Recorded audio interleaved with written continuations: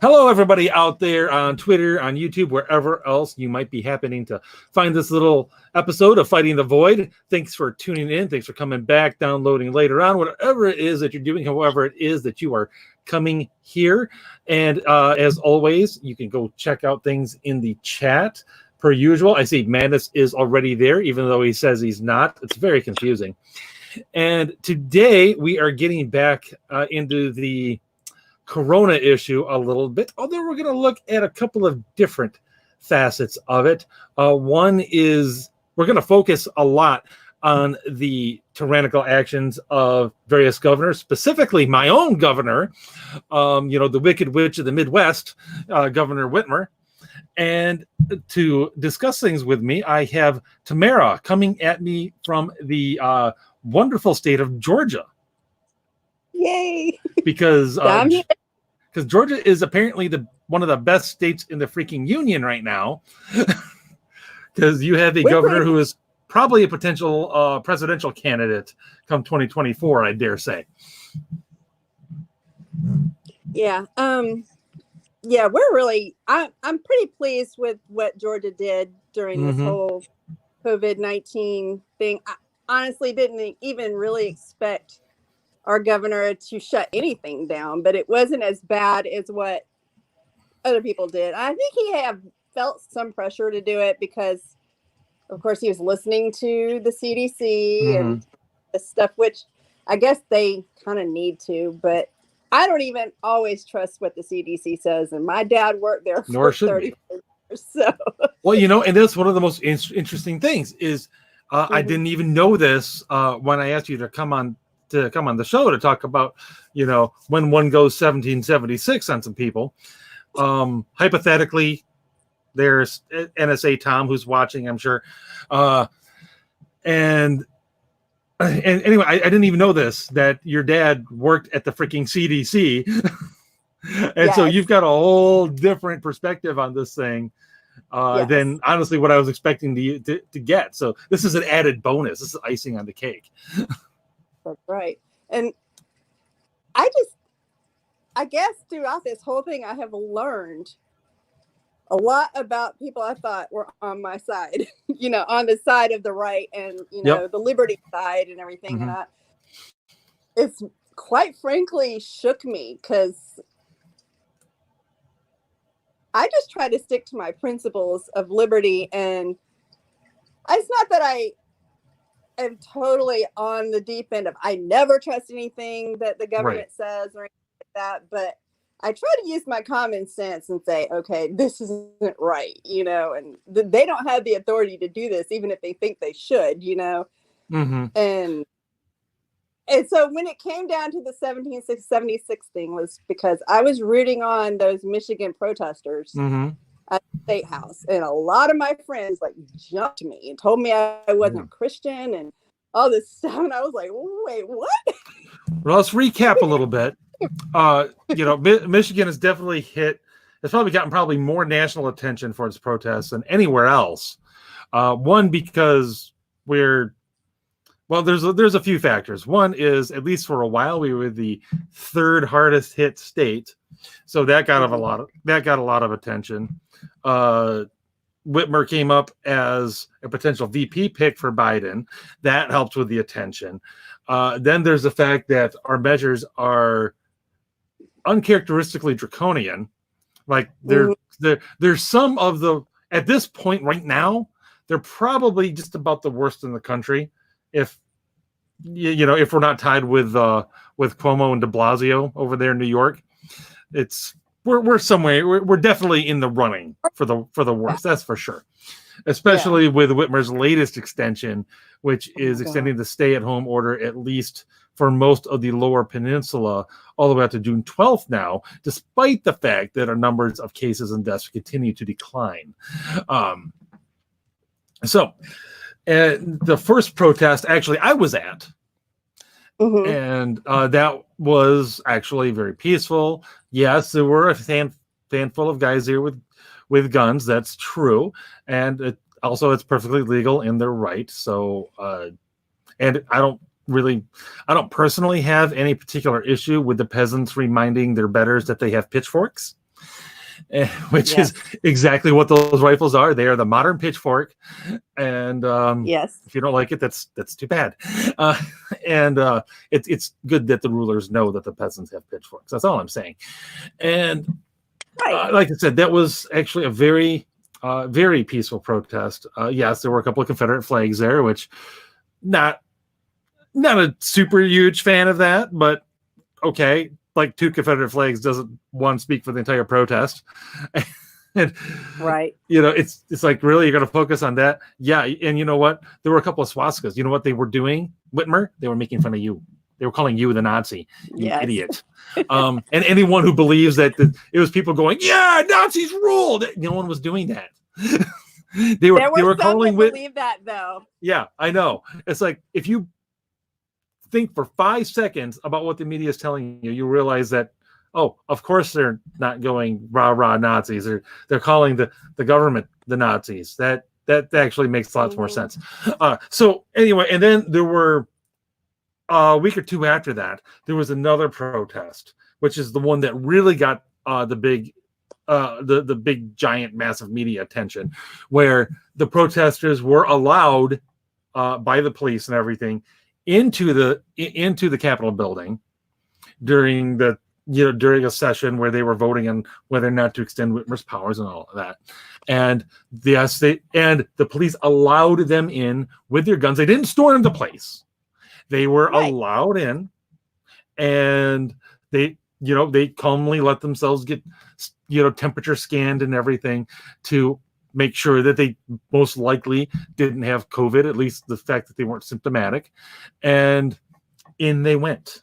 And yes, I'm sure there was some yelling and some screaming. It's a freaking protest. This yelling and screaming happens. What do you want? And the yes, video I thought was like chanting, not really yelling and screaming, but and you're gonna get that too. Obviously there's gonna be chanting. It's a protest. That's what you do. It's it's like throwing candy at parades. Of course you're gonna chant at the protest. I heard was "You failed us." That was the main chant I heard in the video that I watched, that I was rooting on. Yep. And I was like, yes, your government has failed you. And I was all for it. I was cheering them on, but they held their guns the right way. Mm-hmm. They weren't pointing them at anybody. Yep. And they were there to meet her force with force, but not like deadly. I mean, they weren't there like beating anybody up or anything. Yeah, a good friend of mine on Twitter, who I never saw it coming from, was saying they were like the Antifa people, and so I was like, wait a minute, no. I didn't see any.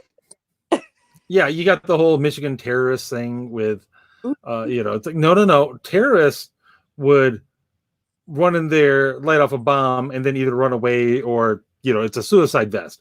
Right. That's what terrorists do. These were protesters who, yes, they were letting the legislators know that the peasants have pitchforks.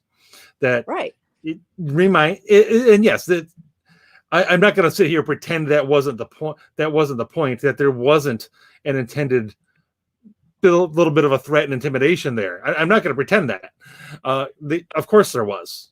Obviously, if you push this far enough, remember we have these.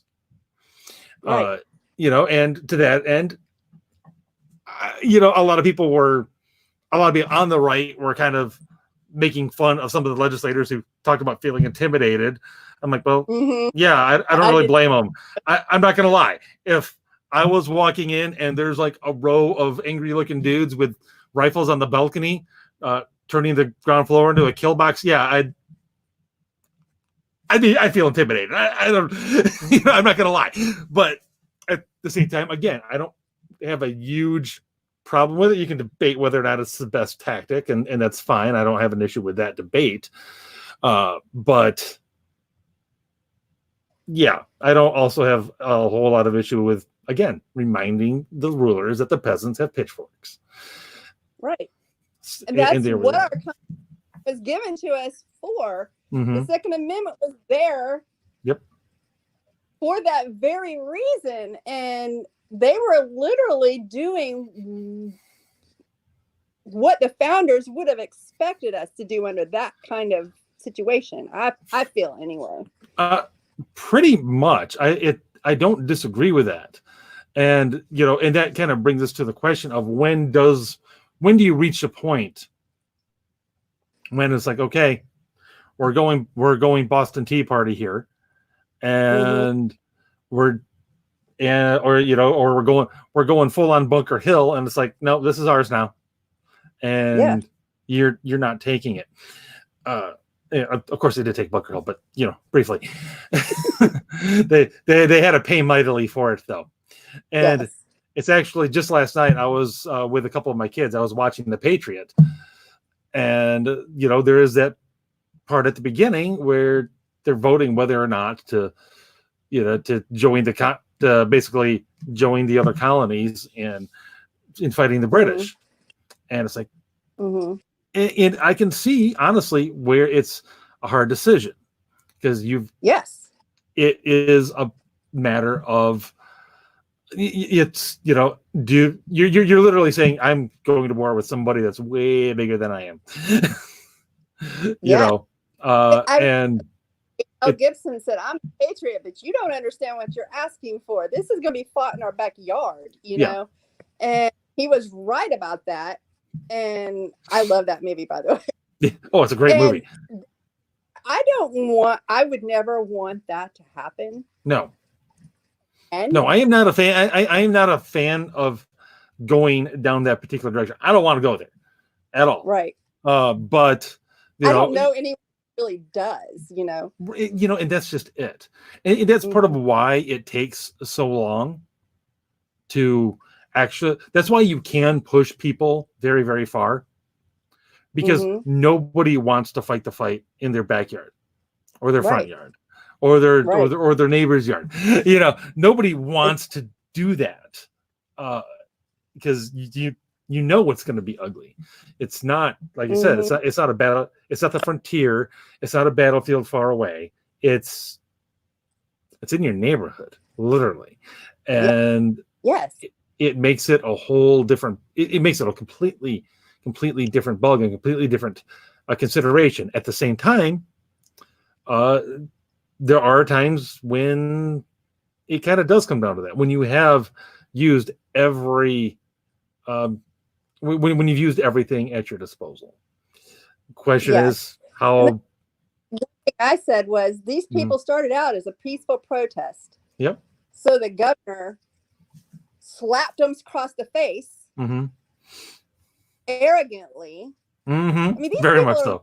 Their whole livelihoods, you know. I mean, and they're like, give us our jobs back and lay off, you know. Yep. And they were very peaceful about it. And then she slapped him across the face. So they were like, okay, now it's on. And I was so happy to see it, you know. And I was like, this is exactly what everybody should be doing. You know, they weren't violent, but they were definitely going to show some force and saying, look. And then she spit in their faces. And she's still doing it. And she's still like, you know, if you don't stay home, you're just going to be grounded longer. I know. I don't. She thinks, you know, if you're not going to listen to me. Like, you want another run this state? Yeah. I'm going to run this state how I want. And I'm all like, whoa. Well, exactly. So I'm very thankful about my governor down here, even though I might have disagreed with some of the things he did. Right. At the end, he wound up doing the right thing. Yes. He finally reopened under a lot of pressure. Even the president was like, I disagree with you. And I was ready to smack. I wanted to smack Trump over that one, to be perfectly honest. You know, like one day he's like, you know, reopen America, liberate the states. But not like that. Right. It's like, come on, man, pick a freaking line and stick with it. Just for 5 minutes. This is why I have so many issues with Trump, because he can't do that. He's very back and forth. Whichever way the winds blow is the way he's going. And that was my real big issue with him in 2016. And I did not vote for him. And I voted for Gary Johnson. It was the first time I ever voted Libertarian, even though my views for the longest time have been more Libertarian than Republican. Mm-hmm. I just never saw it as ever counting for anything if I voted for the Libertarian, you know? Right. And 2016, I had it. I was done. I was like, the GOP field was strong, and he was the weakest one because he was flip-flopping all over the place. And I was like, I can't deal with this. So I just said, forget it. I'm voting for Gary Johnson. Right. And that's what I did. And I don't regret it for a second. Even though, you know, Trump has pleasantly surprised me in some ways. And in other ways, he's still utterly infuriating. Done things that I completely expected him to do. You know, reasons why I did not vote for him. And I mean, I'm not one of those never Trump resistance people. No. That was ridiculous to me. I mean, once he won. I accepted reality. He was the president. Yep. I wasn't going to be like, I'm just going to resist everything he does because he's bad. Right, because Orange Man bad, yeah. Orange Man bad. I mean, I disagreed with a lot of things he was doing at first, and I voiced it. But when he did something conservative, I was like, okay, good. Yeah. You know, yeah, good. Thank you. At least you did something. Right. It's better than the nothing we normally get. Exactly. You know, but you know, anyway, you know, now as far as you know, it's with Whitmer, she's stonewalling on everything. I mean, the legislator voted to rescind her powers. She said, I don't care. I'm doing what I'm doing, and you can't physically make me. So that's basically what it came down to. It's like, well, you know, I think blah, blah, blah, blah, I can do what I want. But then why did you need their permission in the first place? Or, you know, why did you need their permission for the first extension? That's something I do not understand. It's right. Simply, it's like, so it's all smoke and mirrors. As soon as they decide they're not going to give you what you want, you're just going to take what you want. And it doesn't matter. Mm-hmm. The law is you know, the law is whatever you say it is, essentially, which is basically what the state attorney general has been doing. It's like, oh yeah, totally, she could just do that. Absolutely, that's totally within her rights. Yeah, sure it is. Why? Because I said so. And they've been stonewalling the recall petition attempts. Mm-hmm. You know, just denying them on technicalities. Like one of them was, it's like, well, it's this guy who's supposed to send us the memo that he's going to submit the language, not one of his staff. But he normally has one of the staff do it, and you don't have a problem with it then. Well, you know, we didn't really think about it much then, and we probably should have. But, you know, I'm glad we caught it this time. Okay, so what you're saying is that's BS, and you are just looking for technicalities to try to stonewall it. I just don't know how much longer the people of that state, and I have a friend on Facebook who's born and raised in Michigan. She's a Michigander all the way. She's way to the left of me. Mm-hmm. But she can't stand this. No, she's like, I am not a sheep. I do not need to be herded like one.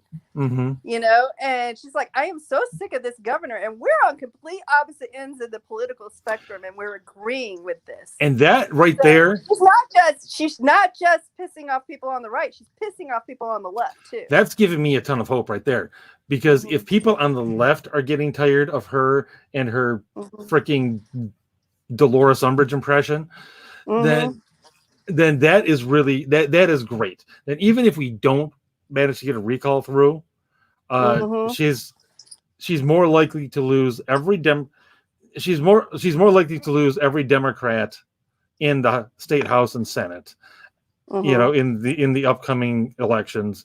And then when it's her time in a couple more years, she's out of here. She's gone. Her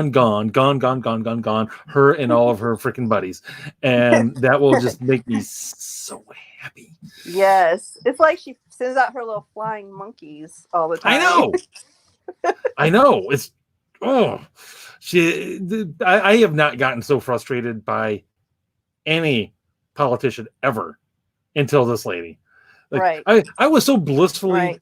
unaware of her existence before this whole thing started. Like, obviously, I knew she was the governor and everything. And I'm like, well, so long as she just does typical stupid politician things, I'm not going to get too worked up. Right. You know, and of course she did. You know, she's like, she campaigned on fixing the roads because I tell you what, in Michigan, we really need our roads fixed. It's awful. In some places worse than others, but some places it's really, really bad. But You know how us libertarians feel about roads. oh, I know.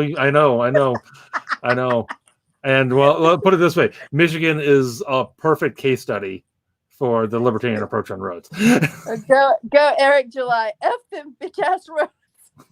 Right. It's so funny. And anyway, she campaigned on fixing the roads, and her solution to that once she was in office was we're going to have like a 43-cent gas tax to fix the roads. I'm like, wait, what? No, I don't know if you've noticed, but gas prices in Michigan are already pretty high. That would literally make us the most. They would literally give us the most expensive gas prices in the country if she did that. Oh my! Like really, we're going to be more expensive than California. Are you high? Is it that really that bad there? As far as gas prices? Wow. Well, currently by me anyway, they're back up to like $1.99 a gallon. I don't know what they are down in Georgia, but Michigan runs high. In Georgia, our last governor, Republican. I say that with a snicker because he really wasn't. Right. He passed a 22-cent gas tax.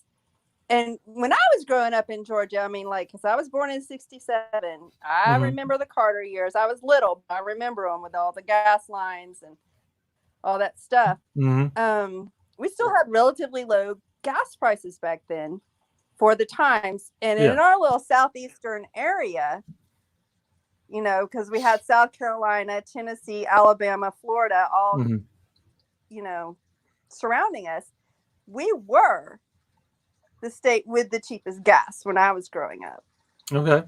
And there's places in Tennessee where when you cross over into Chattanooga, there's an area where Georgia comes back. You cross through Georgia again before you get back into Chattanooga. And people that lived in Chattanooga would go into that little area just to buy gas because we were cheaper than Tennessee gas at the time. And then I moved back to the state.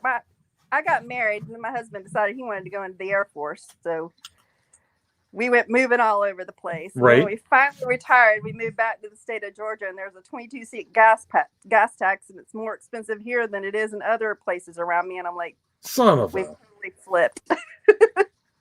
Dang it. They changed it while I was gone. I hate it when they do that. Yeah. You know, so, you know, I'm thinking one of the things that keeps people from going full on 1776 is the fact that we do still have elections. Yes. You know, the fact that, you know, in another couple of years, we're going to have the chance to vote this crazy lady out one way or another. You know, unless she pulls an Emperor Palpatine and is like, I have taken more emergency powers out of myself until the current crisis passes, and don't worry, I'll make sure it never does. You know, and so I get to be Governor Flores, which I don't think that would stand. I mean, that would get, you know, even if she pulled something like that, that'd get challenged and smacked down in the federal courts super quick. Yeah. We're not that bad. We're not that corrupt yet. Yeah. Now, that said, the trajectory that we're on, we're going to get there in a few years, but we still got time. Yes, the voting booth is how we've always done it. We're very conditioned. Yep. We're very comfortable in this country now. Yep. Everybody is so comfortable allowing the government to have more and more and more power. And I've been saying it for years, well, even before Trump came along, that you are the one that should have the power. The government should have very little power over your life. Very little. Agreed. And, you know, I was raised in a Republican household. You know, I was raised very conservative. But I always had more of a libertarian leaning. I didn't even know I did. I was more like, those rules are stupid. I'm going to break them, and I was a very rebellious kid. And I didn't even know what libertarian was when I was growing up because, it was Republican and Democrat. I knew there was a libertarian party, but I didn't really know what it was.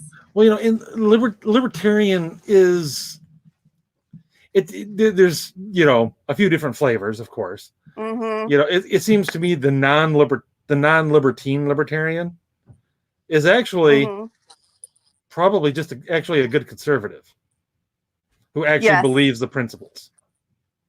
Right. And would very much love it if politicians actually lived and legislated by those principles.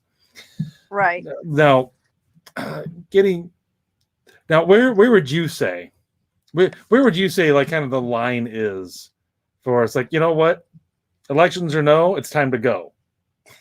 That's hard for me because I'm just the most anti-war person, even though my husband was in the Air Force like a good libertarian 23 years. Yeah. And I didn't want him to really join, but he wanted to do it, and that, so I said, okay, if that's what you want to do. But I was like, you got to join the Air Force because I ain't sending you out into battle. I don't want you getting shot at. Like, I'm not marrying you if you're going in the Army. It's just not going to work, Right. But I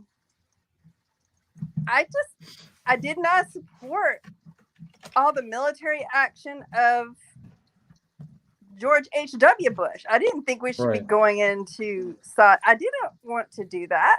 And then Clinton took over and he was bombing. He was bombing over there too. And then he bombed Kosovo, and we were active duty during all of that. Right. And then Bush came in. He said he didn't want any more wars. I was like, well, thank God, but I didn't vote for him. Then 9/11 happened. I didn't like his dad. Right. Yeah. Then 9/11 happened, and we were shook hard. Mm-hmm. We were shook hard. I was in Aviano, Italy when that happened. Oh, wow. My husband was stationed, and that's a NATO base. So it was crazy. Oh, I'll bet. And we didn't really know what was happening because we weren't stateside. I felt very separated from my country. And I just wanted to go home really bad.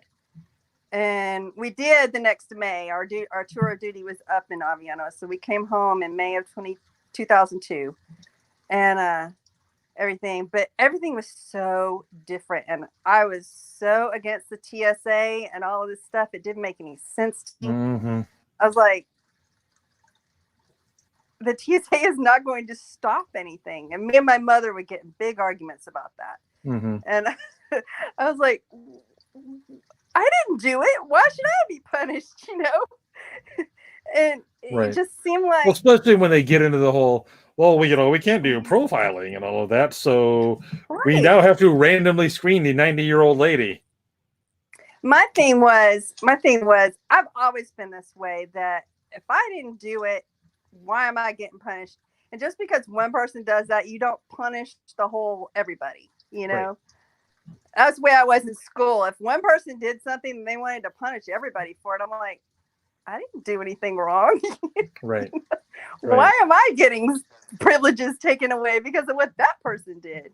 And I would have to go to bat for my kids when schools would do that. I would be like, oh, no.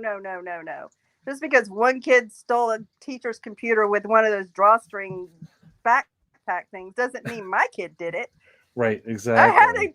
They banned those things because one kid stole the laptop with it. And they tried to take my kid's backpack away from me. I went up there stomping. I was like, oh, no. I don't think so. No. My kid did not do anything wrong. You leave him alone. Yep. That was kind of my whole attitude about this. That you punish the people who did the wrongdoing. You don't punish everybody. Right.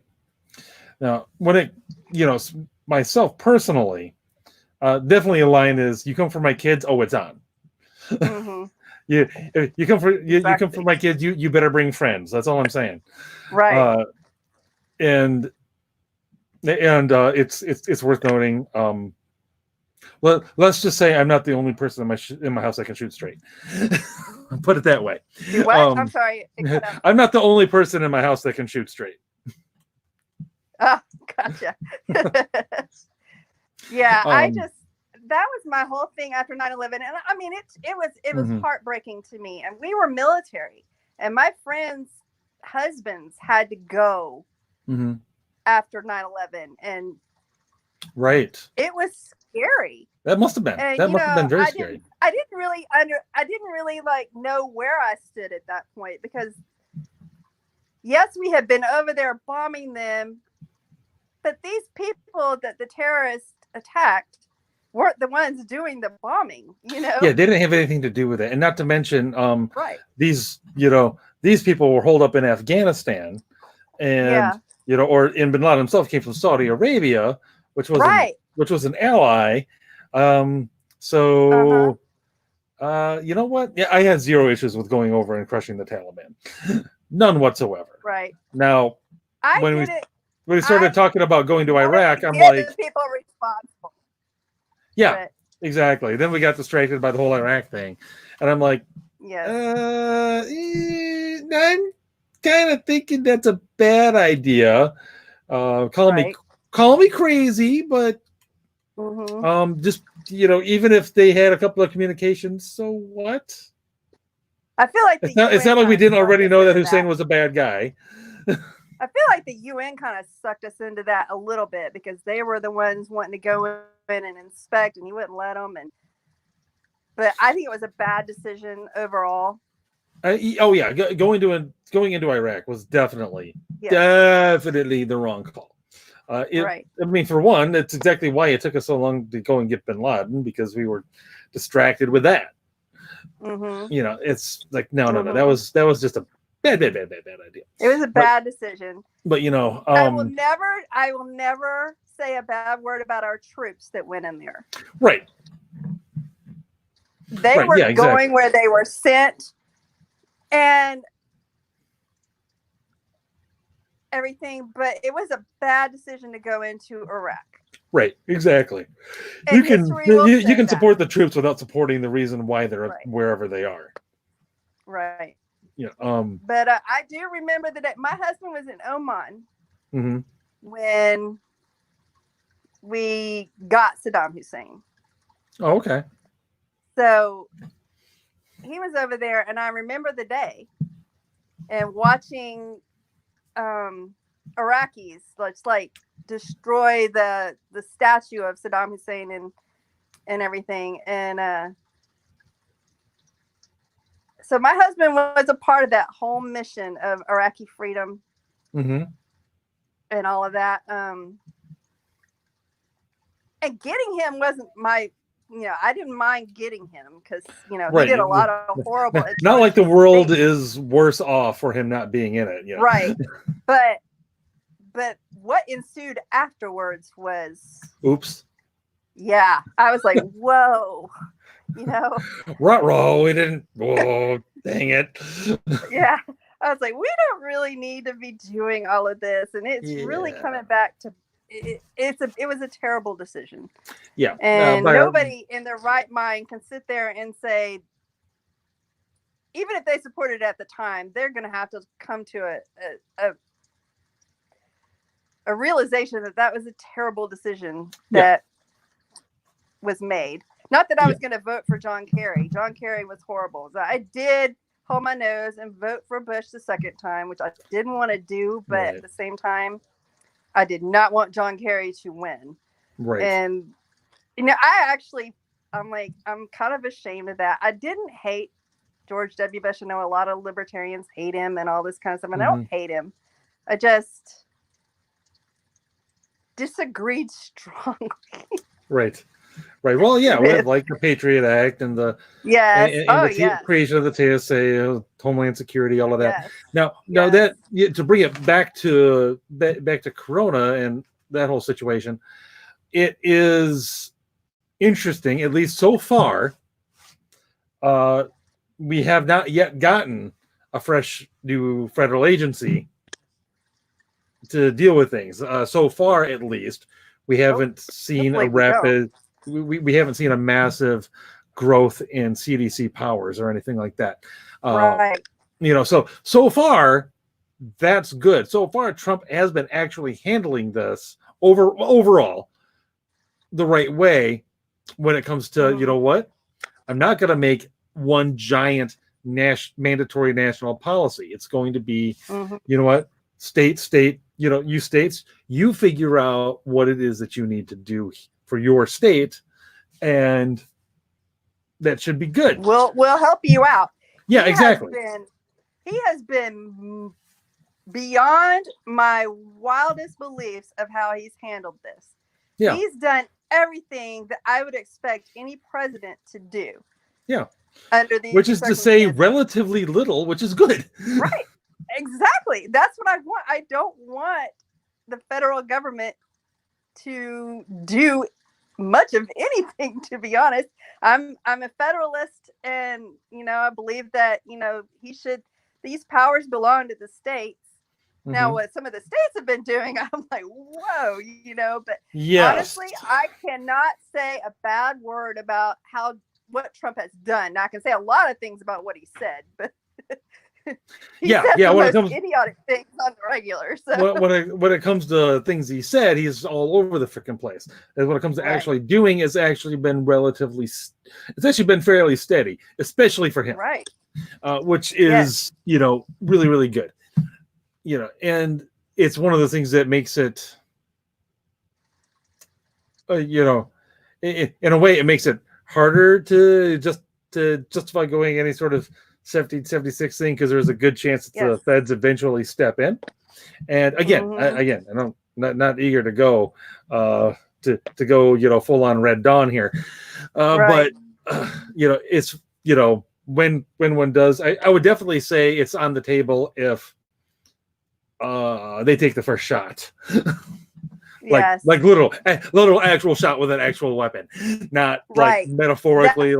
This legislation really sucks. Right. That is when I think it would definitely be time, and I know plenty of people who will volunteer if they literally do fire a shot, then it's on. I'm a personal. I mean, I believe in the NAP, or the non-aggression principle, and everything. I mean, once you violate that, all bets are off. It's kind of the basic philosophy I was raised with was never throw the first punch, but don't be afraid to throw the last. Right. It's kind of the way I'm looking at this. It's like so long as no punches get thrown, we're probably going to find a way through this. Although it'll probably take longer than I want. Right. But there's also seen a lot of talk down in my state about, doing anything. A lot of there doesn't need to be. A lot of virtue signaling and you want to kill grandma and all this kind of stuff I get thrown at me. But haven't seen a lot of people in my state want to go 1776 on the governor.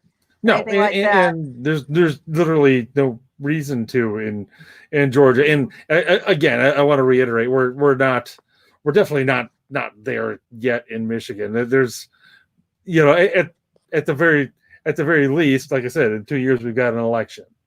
So, right, so that's, so there's that. I'm not interested in going that route unless, like I said, they go off half cocked and fire the first shot. Then it's like, okay, well, if you're gonna go Boston Massacre, it's time to go Bunker Hill, and here we go.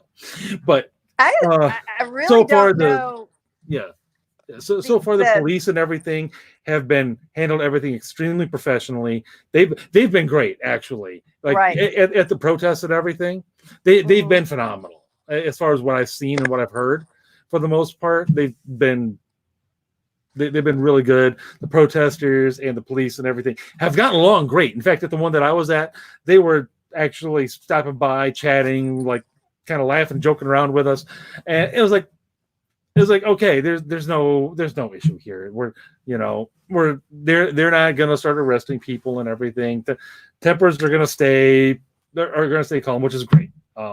As, right. As far as that goes. And again, at the one that got all the massive attention, there were pictures circulating after the fact of the guys with the guns taking pictures with the cops.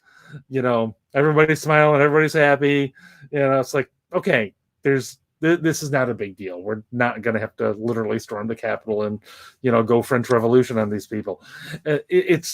I don't think that's in the cards just yet. And not to mention, it's also worth noting, I'm actually much more interested in peaceful civil disobedience, which has actually gotten a lot done at a lot of places all around the world. I mean, in this country, everybody's going to think of MLK naturally.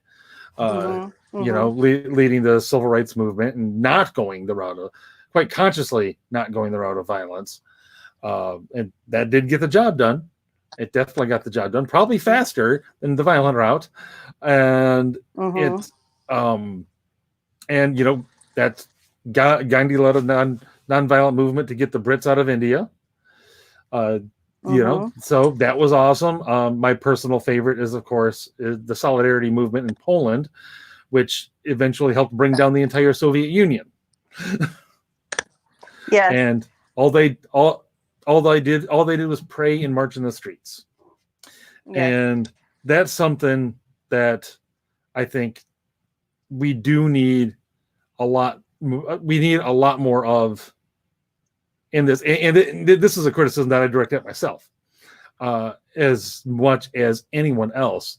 I personally need to spend more time praying for our leaders, rather than wishing they would fall off a cliff. I agree. I really feel like that the church does need to do more of that. And most of my posts, I talk about civil disobedience more than, taking up guns against the government, because that's going to be really messy. And that would be awful. Yeah. Yes. And, but I do talk about civil disobedience a lot. I feel like that's biblical in my opinion. Mm-hmm. And, I was born and raised in a Christian home. My mother is a theologist for, so I have a biologist and a theologist kind of background of being so raised. You've got exactly the right kind of background to hit this thing from a few different angles. This is good. But what has really gotten to me are the Christians that have just really gotten scared by this virus and think that it's okay for a government to shut down your church. Yeah, no. It's really bothering. That's bothered me more than anything else at this point. And I mean, the debate over whether Jesus would obey a government order to not go into the temple, his house. Yeah. He called it his house. Yeah. My house is a house of prayer, and you have turned it into a den of thieves. Those money changers were in the temple by lawfully, and he threw them out. Yep. He got violent. He was like, "Oh hell no!" He fiercely protected his father's house and his house. Yep. And I just don't know where the people who follow him are coming from at this point. I don't understand it at all. And they're like, the church is just a building. The people are there. Okay, yes, that's true. The church is just a building, but it's also a sanctuary. It is a house of prayer. It should, if the church, an individual church, wants to shut down because of public safety, because, they might be in a hot spot where, they don't want it to spread to other people. I can understand that. Shut down for maybe a month or something. But if they don't, they shouldn't be arrested, Exactly. And I was just like dumbfounded how many Christians were on board with this whole thing. Lay down, Yep. Yeah, I do not like that at all. This whole, for the common good. Okay, hold on. And again, at the beginning, I can totally understand. I think there was some cause for concern at the beginning, but let's face it, by now, there is more than enough data that is out there and available that should remind you that This literally is, if you are under the age of 60, it's a bad flu. Right. End of story. Mm-hmm. Like literally, I was one of the political guys I listen to a lot is Steve Deace, and they were running through I like him. Okay, you might have heard this then, that they were running through the data for Pennsylvania, and the stat that really stuck with me was the fact that there are more people over the age of 100 that have died from COVID than people under the age of 45 that have died from COVID. Right. Now, how many people are there over 100 in Pennsylvania to begin with, do you think? Not many. How many? There's actually been a few people over 100 that have recovered from COVID. Yeah, exactly. So exactly. This thing is not a flipping death sentence. It's not the Black Plague. It's not even the Spanish flu. My favorite was when they told me if the church opens their doors, they're practicing human sacrifice. Do what? Oh yeah, it's like are you guys aware of the actual information on this thing, or are you just believing whatever Rachel Maddow was telling you? I'm sitting here going, I remember when we lived in Florida and we were going to church, and I had never gotten chickenpox as a child. And it had never been like immunized. They didn't have even an immunization for that back then. Right. And me and one of the guys in the church had volunteered to do the nursery, and he had never had it either. And I guess there was a baby in the nursery that, because once chickenpox, you break out with chickenpox, you're no longer contagious. The contagion for chickenpox is before you break out. So he was contagious. We didn't know it. He got sick. The guy that was helping me in the nursery got sick, almost deathly sick. Because once you're an adult, chickenpox can kill you. And I didn't get it, thankfully. But you can get sick at church anytime with anything that can kill you. Somebody doesn't know they're sick or contagious with something. And I just was going to church more dangerous now than it was a few months ago? I don't understand. And people really have taken so much out of context. I got a comment today that you go to church to be healed, not to get sick. And I was like, what? Cue the eye roll. Am I taking crazy pills, or I don't understand? Oh no, they're shoveling. They're just shoveling those in by the spoonful. I know. I'm like, the amount of people that think going to church is going to make you sick is just astounding to me. There are these crazy, the crazy Karens who are acting like, if I go outside, I am risking death. It's like, no, you're not, you idiot. Right. What happened to agency? People having their own agency over their own lives. People are voluntarily willing to completely give it up. And I don't know exactly what the numbers are on how many people are like that right now. I don't think, I think their numbers are less than what you might be tempted to think. Based on government. If you're basing it on government policy, you think they're legion. If you think, if you're looking at Twitter, you might think that they're legion. But drive around town, right? Everyone else is out everywhere. Everyone else is out too, or at least lots of people. Like I was just out today at our little farm property, and little towns are as busy as I've ever seen them. Now they're not all going to the same places that they normally would be going, because some of those places aren't open right now. They're just going to different places. It's like, and it's been like that for probably at least a month, at least in my corner of Michigan. Oh, good. I guess over in Detroit, it's in that area, it's different, but it's also, that's the bluer area of the state too, which is worth putting that into the variables there. Well, I'm down in Savannah, and we got a crazy mayor, and Tybee Island's got a crazy mayor, and they were the ones trying to blame when Kemp decided to reopen and everything. They were calling him. They were the ones saying that this too soon, and we're really disturbed by the fact that he wants to reopen the state. And then I guess they caught a whiff of the news that the virus was targeting Black people. More Black people were dying of it. Yeah, the virus is racist. Yeah. He was our governor was racist and trying to kill Black people. I was like, oh my gosh.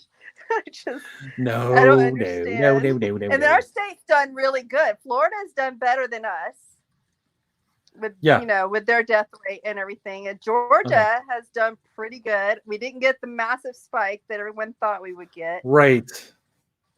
And of course we got a spike because everybody is going to get one, but that's because our testing is about 10 to 14 days, backlogged and everything. So yeah.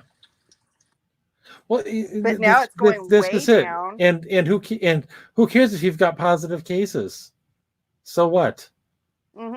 Positive cases don't mean death. No, they mean absolutely nothing. That you maybe it means maybe you're symptomatic, maybe you're not. Yeah, exactly. That's exactly what it means. And it is remarkable that we're testing more people, and still a lot of places case numbers are going down, even though we're doing more testing. So guess what? Even if you think this thing was a serious big deal before, it's not anymore. Right. We are way over the hump. We have way flattened the curve. Everybody needs to just stop this nonsense. And I genuinely hope that they vote every one of these, pro-lockdown politicians out of office in a year, 2 years, whatever their election cycle is, whenever they're up for re-election, get them out. All of them. Rebutting the news is a full-time job right now in Georgia because they're all gunning for us. It's like they hope we fail, And, I know. I've noticed that they literally rooting for both Florida and Georgia to just have their spike, have their second wave, and just see like New York numbers of deaths. And we never got that. Never got that. No. And here's the thing: neither is Michigan. Neither is Michigan. We've got. I don't know what the latest number is. The last one I heard was something like 3,900 or something like that, which is, I mean, nobody wants to see like 4,000 people die, but for any reason, but it's nowhere near New York. Right. Well, I mean, and then the news that Cuomo sent like 4,600 elderly sick people back to nursing homes. Right. They wouldn't have gotten that amount of death either if he had not done that. Even close. No. And Michigan's would have been greatly reduced as well because Whitmer had a similar policy, which she has not yet rescinded as a matter of fact. That is still the policy that nursing homes have to take COVID patients. I don't understand it. It's like she's trying to make the numbers go up. That is my only conclusion that I can come up with is they are literally trying to kill people so they can get big numbers and keep their power and their control. Now, New York is starting to open back up. Yes, a little bit here and there, I guess, right? Yeah, and I mean, and so is Michigan actually. All restrictions, I think, or at least most of them, are off of the Upper Peninsula and a bit of the Northern Peninsula. I mean, that's what my friend from there said. Part of the Lower Peninsula. Right. I think all the restrictions are off there. I'm sure there's still lots of businesses who are like, mask up or stay out, sort of thing. Right. But here, for the majority of the Lower Peninsula, it's still, you can't go, no gyms, no hair salons, no movie theaters, no various other things now until June 12th. I know. And it's like, why? You are so getting voted out. And I hope they keep pushing on the recall thing because I want you gone sooner. I want you gone yesterday. I want you gone 5 months ago. It is not about a virus. I don't think it ever really was. Maybe at the very beginning, but after about 3 or 4 weeks of it, it was not about a virus at all. Yeah. And this is not about a virus, especially now. This is about power and control. Mm-hmm. And that's, at this point, there's no other way, nothing else you can say it's about but power and control. And I was happy. We took a drive downtown in Savannah yesterday, and almost everything is open. A few places still aren't. A lot of the big stores aren't open, and some of the small businesses still aren't open. I don't know if they're going to come back, to be honest. Paula Deen finally got her stuff together at the Creek House and opened that up. Good. I mean, they had to comply with almost 40 regulations to reopen. So the governor put quite a few regulations on these restaurants. Yeah, and that, but I hope they back off quickly. Yes, I really hope at this point some of those regulations go away, because I like going out to eat. Right. And when I looked up, because we wanted to go out to dinner, and we were hoping at some point, because we love going to the Creek House, and we looked on the website. We were take a drive down to Tybee to see what that looked like, and everything is pretty much open down there. Good. And we drove by, and there was a big sign, and there was all these cars in the parking lot at Paula Deen's Creek House. I was like, oh, she's open. So we got done with our drive down to Tybee and went to go eat. I was so happy. I was like, finally, I get good crab cakes. Because, I mean, her food is delicious. Her restaurants are great. Anyone that comes down to Savannah, I highly recommend the Creek House. We like it better than the Lady and Sons, but we still like the Lady and Sons too. There's so many good places to eat in Savannah. And we were happy to see that some of our favorite places had reopened, so we can start getting life back to normal for the most part. I right now, as far as fighting Whitmer, I think the business owners, they're the missing piece of this puzzle right now. We've had a few willing to kind of take a stand against Whitmer, but it's very few and far between. And until large numbers of them start opening up, she might just keep rolling this thing to some degree or another for a long time. Way beyond June 12th, even possibly, or she'll start doing it again in the fall to prevent the second wave. I could easily see something like that happening, and the business owners have got to step up. They've got to start saying, no, I'm going to open my gym. No, I'm going to open my salon. Screw you. I'm opening my movie theater and whatever other business it is that is supposed to stay locked down or thinks they're supposed to stay locked down. Because there's a lot of businesses right now that, the way I understand the current restrictions, they'd actually be okay to open. They just haven't. Maybe because, there's, I drove by a gun shop today that would be perfectly fine to be open. They're not. They should be, but they're not. And really, it's kind of frustrating. Things about their indoor range. No, I actually really want to go there. Right. Right. I get it. I want to give them. We go to the range a lot, so yeah. Yeah. And it's, but they've got to kind of man up and run the risk and understand that if they, if enough of them open up, they're not coming for all of them. They can't. Right. And the ones that they do come for, because they'll try to, especially if it's piecemeal like it has been, they'll keep trying to play whack-a-mole with it. And there will be legal costs and everything. Throw up a GoFundMe. I will contribute. Plain and simple. Right. So will thousands and millions of others. They will contribute to fight this freaking wicked witch. And smack her down and put her back in her place. Legally, right. peacefully. They don't fear you. No. They don't fear the people, and that's when you get tyranny.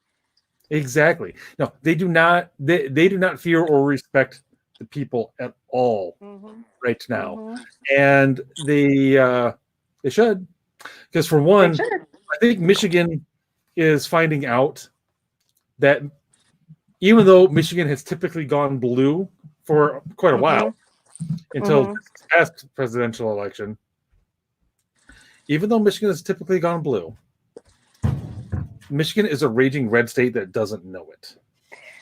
And I've noticed that it's the reddest state in that area as far as attitude. I think y'all are blue because of unions for the most part. That's exactly. I get that right.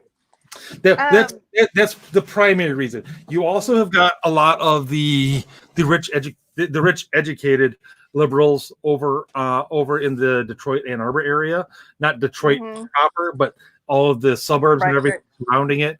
There's a lot of the moneyed elite that lives around there, and then also by Traverse City, same sort of thing. That's a lot of people don't know this. That's where a lot of the Hollywood people go to kind of get away from it all. Is actually up by Traverse City. There's a cool little story about Bruce Willis trying to get a lady to make him pastries on Sunday, and she told him to piss off, essentially. And Bruce Willis, you would tell him to piss off? No. Yeah, well, actually, she told the staffer that he sent to piss off. But I got you.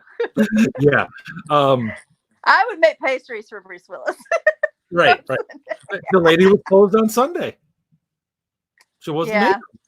No, I totally get it. Yeah, but he's not that important. In other words, exactly. And and then you do have the aspect that a lot of Michigan's very rural. There's a lot of a welfare vote in Michigan because most of Michigan is actually very rural, very poor. So that plays into it. But also, yes, the unions are huge, and obviously that's because of the auto industry for the most part. But yeah, well, I grew up loving Motown, so I mean, and. Right. It does have this good aspect. I feel like kindred with Detroit, with Michiganders and everything. I just feel like, us down here in Georgia, we're rebel states. And I just feel like Michigan's got a lot of rebellion in it, and I just really love Michiganders a lot. We're finding out, we're discovering that that we're actually, like I said, a raging red state that that hasn't really realized it, because a lot of those union workers, a lot of those guys who have depended on government welfare and everything, that's not where their principles lie. Right. Their principles are actually far more right wing than they ever would have imagined. They're far more conservative, far more libertarian than they are Democrat. In terms, they're not progressives. They're average everyday people who just want a job so they can put food on their table for their families. That's all they want. And that's all we are down here. Exactly. I can't speak for the rest of the South for the most part. I know Georgia and Tennessee are pretty much a lot alike in that area, and South Carolina and stuff like that. But we just want to be left alone to live our lives the way we want to live our lives, and we're resourceful, strong people that, we don't need the government boot on us, we do better without it, in other words, and I know you mentioned the Confederate flag a while ago. I was thinking, I grew up with that flag, I'm not a big fan of it. But I'm not afraid of it either. And, I mean, it was everywhere when I was a kid and nobody was getting beat up with it, and everything. And it means different things. Even our old mayor, Andrew Jackson, came out in 2016 and was like, that flag means different things to different people. And I understand what the problem is with it is. But I grew up with the historical reference of that flag, and it was just a battle flag. That's really all it was. And it got turned into something really ugly. And I just always referred to it as the Southern Cross. And, you know, it was kind of like, that's what it was to us. But the older I got, you know, because to me, it was just a flag. It didn't mean anything really, except for it was just a rebel flag, you know? And, you know, the older I get, like, yeah, I can understand why it's probably a good idea to take it off the state houses down here and everything. Right. Well, that's a whole other right there. But when I see people flying it, I don't think racist automatically. You know, I think maybe it could be, maybe not. You know, I don't look at them and just think, oh, they're racist. You know. Yeah. Yeah. But we are actually a bit past our time here. So okay. There's nothing wrong with that. That happens a lot. But so to just kind of recap, no, we're not saying we should go storm the Capitol buildings of the offending governors and start going full on boogaloo. We're not saying that. We're not there yet. We got a ways to go before we get there.